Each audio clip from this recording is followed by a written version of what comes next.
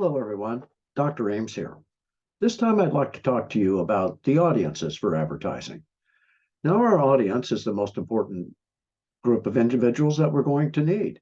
We want them to receive our advertising message and we want them to interpret it correctly.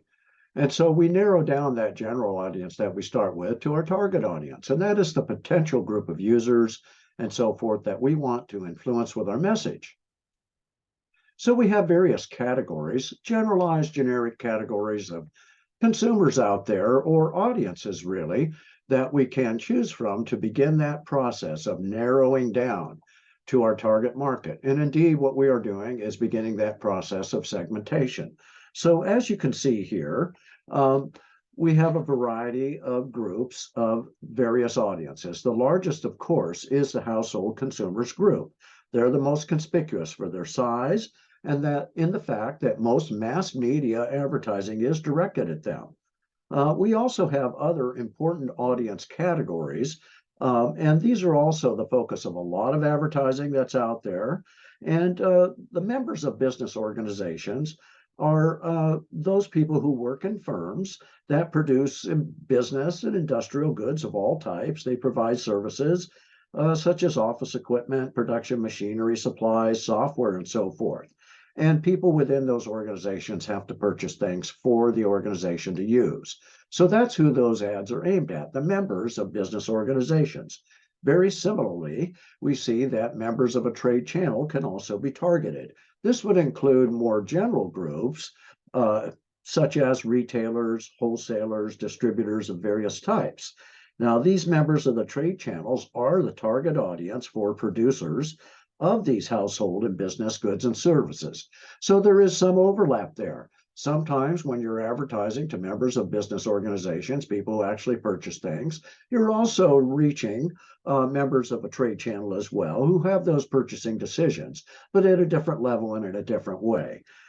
Professionals certainly are a category of audience where, depending on their very specific skills and needs, they can be marketed to, and indeed they will need plenty of goods and services to support them. So they are a more specialized target audience, and we could define them by the examples such as doctors, lawyers, accountants, teachers, electricians, any member of a professional group that has some sort of special training or certification. So it cuts across industries and so forth. Professionals merit a special type of communication that is designed to reach them specifically. And then, so we use various forms of other media to do that. We'll have trade journals, like the Electrical Contractor, for existence, which is a magazine published specifically for members of that trade. And what would you find in there besides some advertisements? You would find some highly technical articles and so forth related to that field. So we see that sort of thing out there. We also would include government officials and employees as a major audience group that we will want to reach.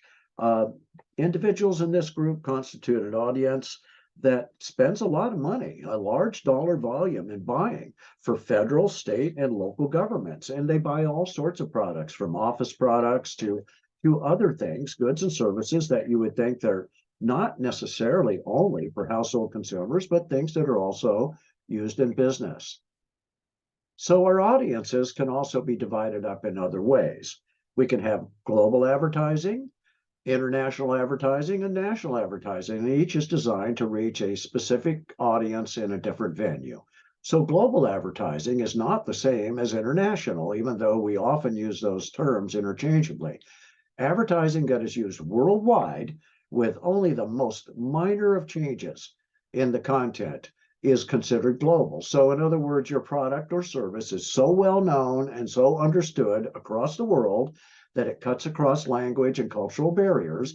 And indeed, you can kind of use the same message more or less everywhere without major alterations. And so there aren't really a lot of products and services out there like it, but I can give you a couple examples. For instance, coffee.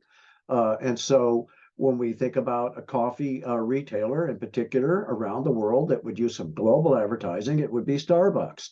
They're internationally known, globally known, really. Let's keep up the distinction, I should suppose. But the idea is that they don't have to change the content of their message very much. Everybody knows what coffee is and what it's all about. They call their sizes the same things in every marketplace that they're in and so forth. And so other than changing the language to reach the local populace, their advertising truly is global. And we could use another example of airlines. Certain airlines advertise really, it's the experience of flying from one place to another. Most consumers understand what that process is. It doesn't change much from country to country or company to company and so forth. So you can have a globalized sort of approach. But generally, what we see in the marketplace is not those sorts of things. We see a lot of international advertising. And that's where firms recognize that they have to change their advertising content and so forth to meet cultural and language norms and so forth, particularly the cultural norms where things are just looked at differently in different parts of the world, in different regions. And so international advertising will have products that are sold around the world, but the message will change depending on the marketplace, and they will emphasize different things. They will leave out some words because different translations don't work so well between languages all the time. And then we have national advertising, of course, which does reach just the geographic area within a single nation only. And so we're exposed to that all the time here in America. We get national advertising. We're not really getting advertisements from other foreign countries and so forth when you really think about it in our media.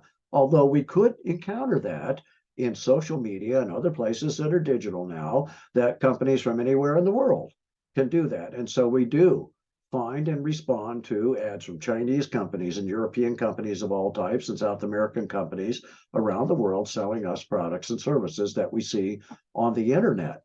So national advertising does reach all parts of a nation, but there could be some bleed over again between some of these ideas. Now, when we look at the geographic side of it, which national really starts to say, here we are restricting it beyond just the world and how we divide up the world into global and international advertising. Now we're taking it down to the different levels. So national certainly is the highest level that we would have geographically like that below global. But we can divide that up into regions, and most larger countries at least have various regions. So advertising in those areas would be not on the national scale, but be very much directed to certain areas in media that are reaching only that select audience. So producers, wholesalers, and so forth, all the players that you see mentioned here are concentrating their efforts really in a very defined geographic area. Now, this can be generally a larger region, so to speak, because we are talking regional, but it could be done in an area where you have some distinct differences in the makeup of a particular area. It might be smaller, but then you would use some sort of a regional approach to reach each particular group within that. But generally would think of a region as slightly bigger than, say, local advertising here, which is our final group to really talk about. This is advertising and so forth that is directed at an audience in a very small area, a single trading area, a city generally, or it might be considered you could do it in a state, just sort of depending on circumstances.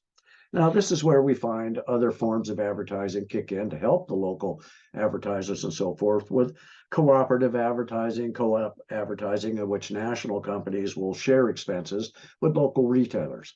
But that's part of another bigger discussion. I'll talk to you again soon.